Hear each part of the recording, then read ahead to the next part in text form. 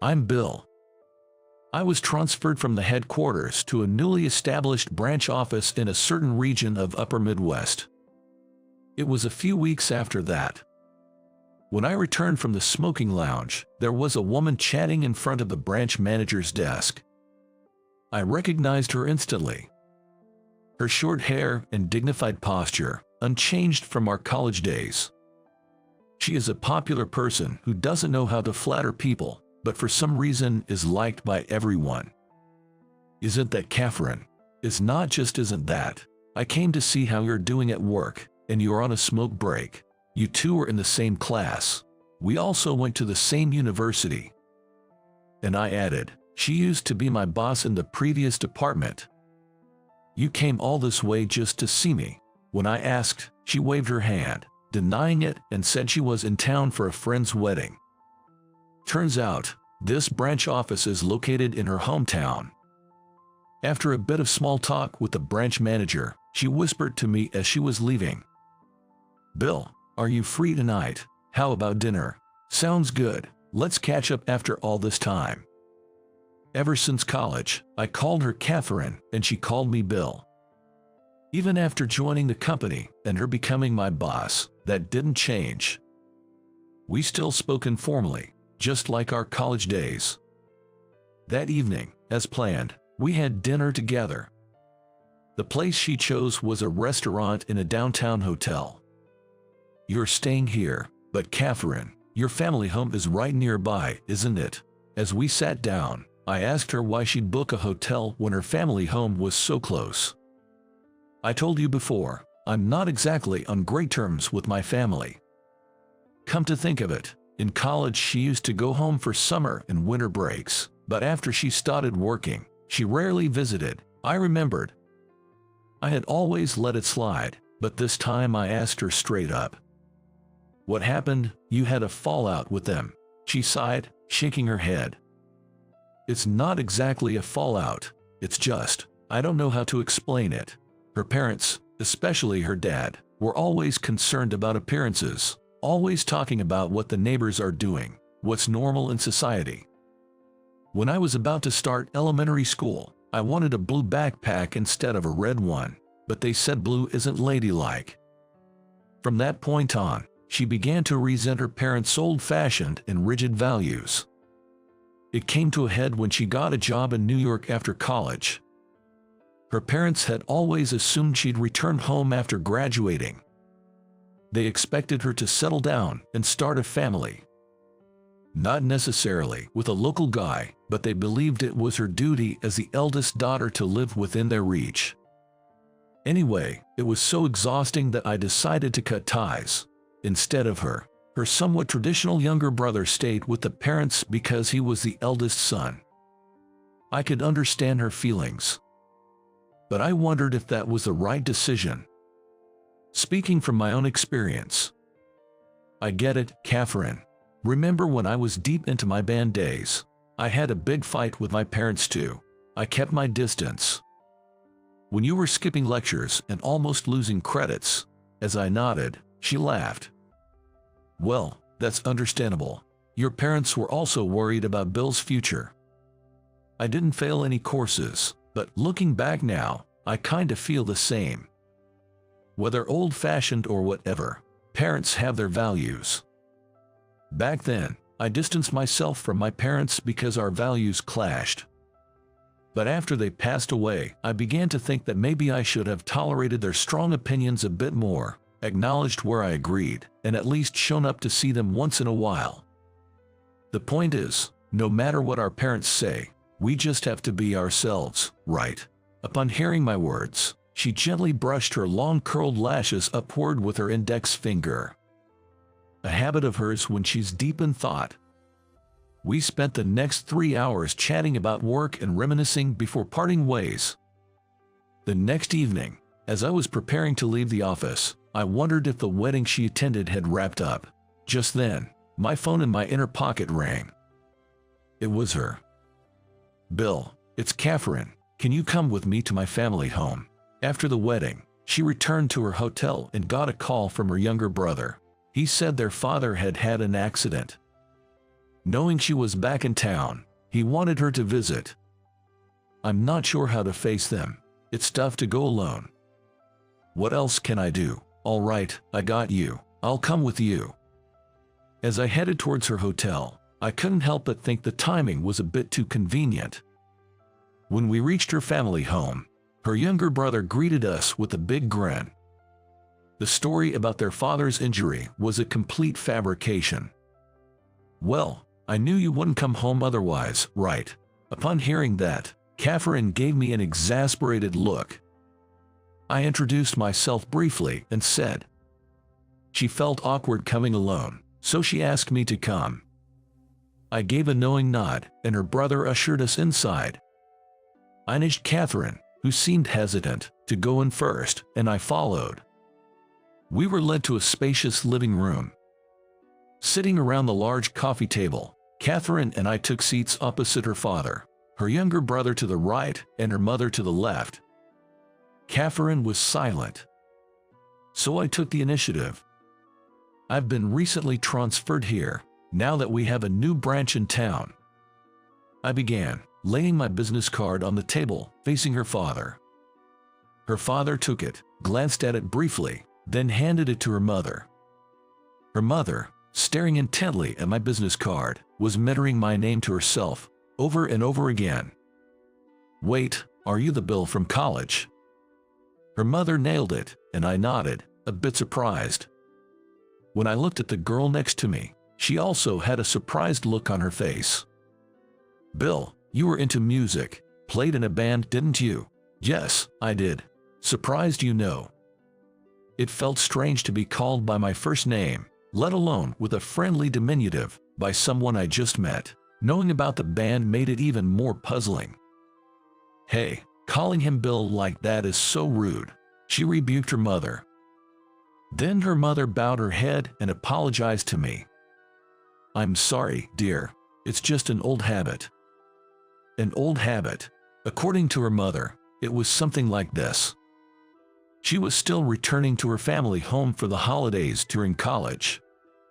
She used to talk about me a lot to her mother. At that time, she would refer to me as Bill, just like she usually did, and her mother would respond, calling me Bill. When I asked if you two were dating, she said, it's not like that, but what about now? It's still not like that. Yes, it's definitely not like that. Both of us protested in unison, but her mother just smiled silently, looking at us alternately. She doesn't believe it, I can see it on her face. She must be misunderstanding. That was when it happened. If that's the case, what kind of relationship is it? Suddenly her father spoke from across the table. We work at the same company, entered at the same time. Well, to be precise, we had a boss-subordinate relationship. Oh, the boss is her, your daughter. Catherine is your boss, your own. How can you say something so embarrassing without any shame? Feeling the conversation was going sideways, I couldn't remain silent. So I told them. There is nothing embarrassing about it. We joined the company at the same time, and she got promoted before me because she's excellent. I'm actually proud of her. You should feel shame if you're being surpassed by a woman. That's when she intervened. This is why it's so frustrating. This kind of old-fashioned thinking that men are superior and imposing that belief on others. I remembered what she had said about her parents the night before while we were dining and found myself nodding in agreement. Bill, you understand, right? Indeed, it's pretty outdated. As we were whispering to each other, her father, who was listening, raised his voice. Are you okay with being called Bill so casually by a woman? Her mother tried to stop him.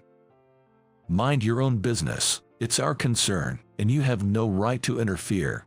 I stepped in to calm her down. Suddenly, I noticed her younger brother. He was sitting cross-legged, swinging his body back and forth, a curious smile on his face, enjoying the view from a safe distance.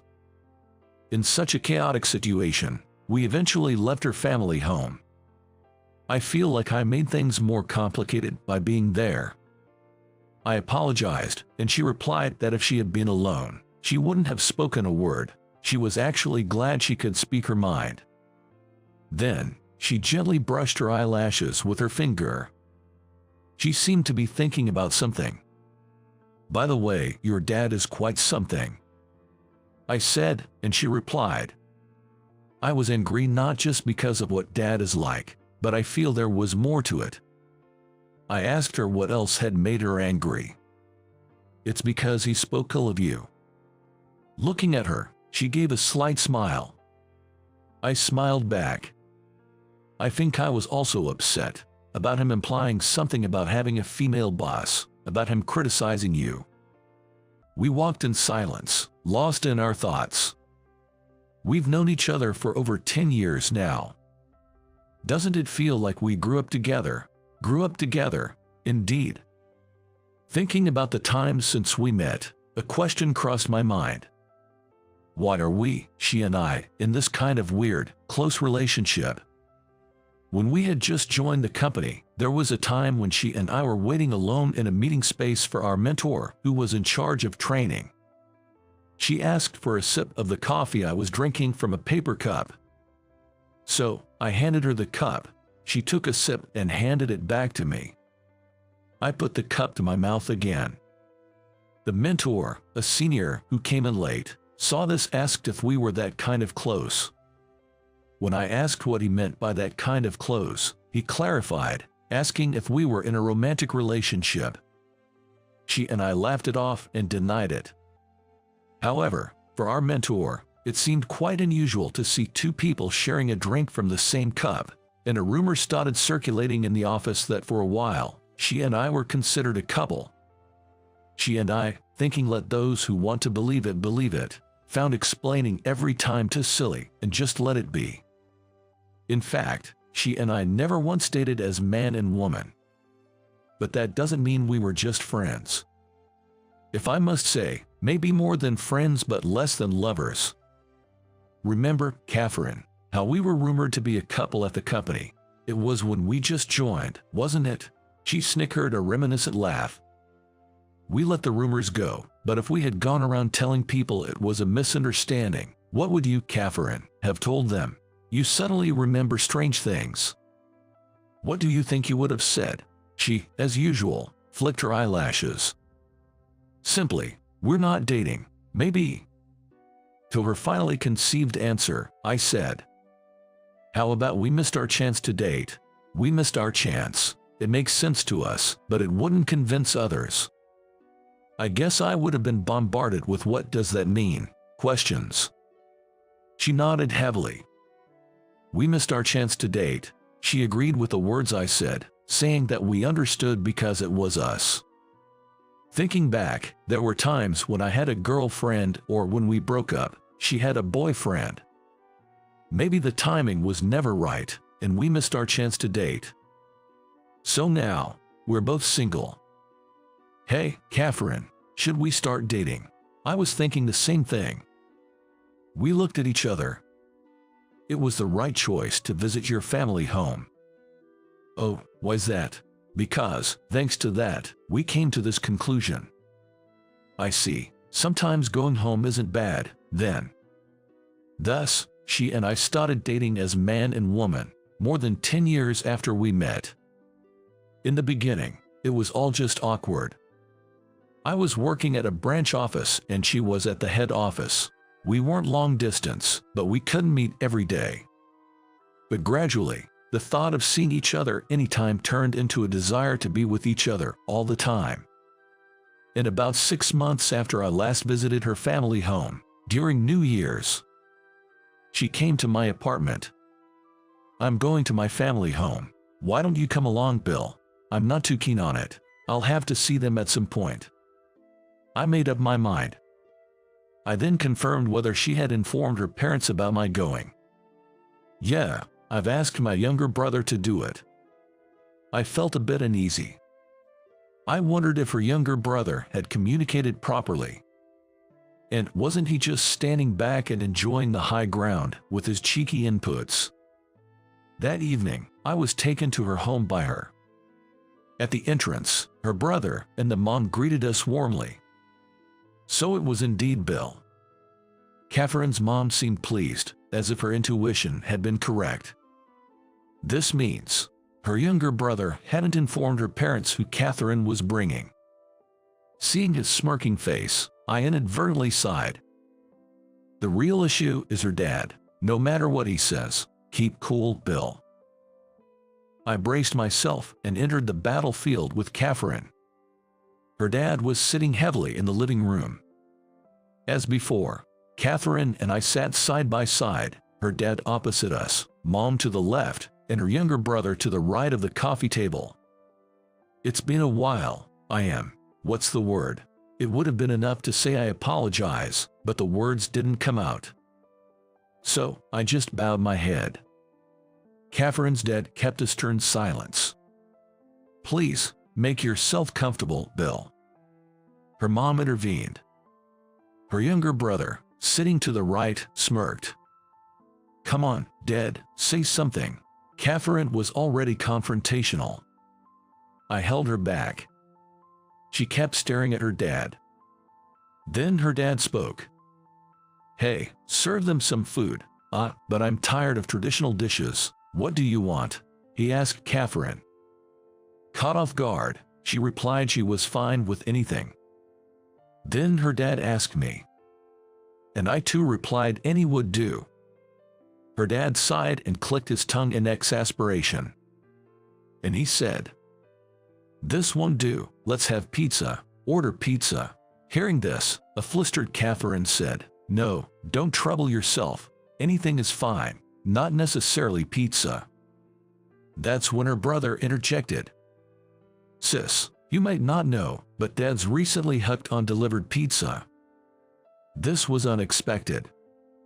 I wondered whether he was indifferent to whether the delivery person was a man or a woman. The thought came and went. When the pizza arrived, Catherine and her mom started preparing the table. Her younger brother turned on the TV. Listening to the Christmas special show on TV, we all sat around the coffee table. Mom told younger brother to also eat the salad. While eating pizza, the dad asked me, Do you eat your favorite toppings first, or do you save them for last? I replied that I save them for last. There was no response to that. Instead, he started saying this. What do you think of American-style pizza? Don't you find it absurd? If you want to eat American food, you wouldn't order pizza, would you? Younger brother, getting tired of listening, turned his body toward the TV screen, nibbling on his pizza. I think it's fine to have American pizza. It's a matter of preference. When I answered, her dad asked her the same question. She replied similarly to me. Her dad snorted, looking unamused. Then, her mom said, Dad, why don't you try it next time? Her dad sulked in silence. The conversation didn't continue after that. We just gathered in the living room, munching pizza together. But it felt nice. I thought this is what family is all about. When I looked at her, she was also relaxing and smiling. She noticed my gaze and whispered in my ear. It's not bad coming back family home once in a while. It's nice, isn't it? Is that so? Then, when's the next time? I asked, and she said I'm rushing things and laughed. How was it? Subscribing to the channel will be an encouragement for production. See you again in the next video.